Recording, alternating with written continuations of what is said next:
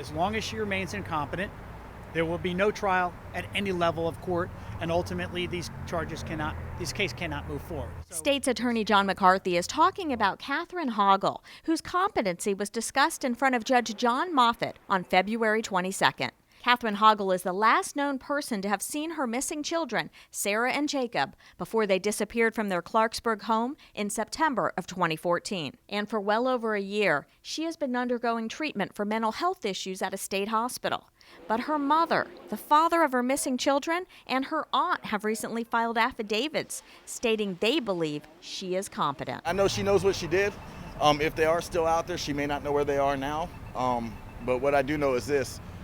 She's definitely competent to stand trial, and she should be in jail, not in the hospital. And right now, where she's at, she's staying there because she has more rights than my children do. This is about Sarah and Jacob. Everything I said in that affidavit is no different than I told Catherine Hoggle. There is more to competency than simply being able to say, who are your lawyers? What does the judge do? Are you in a hospital or are you in a prison? For 5 hearings, for 5 evaluations, actually there was a 6th when my client was at the Montgomery County Correctional Facility. But for 6 evaluations, that has been a consistent, ongoing diagnosis. But now the state's attorney is asking for a chance to challenge the doctors involved in this case.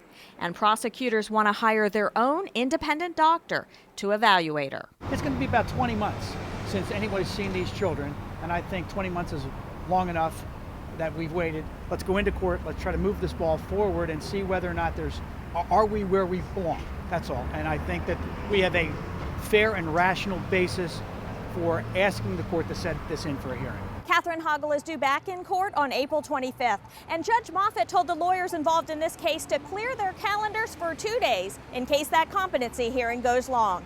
In Rockville, I'm Sonya Burke for MyMCMedia.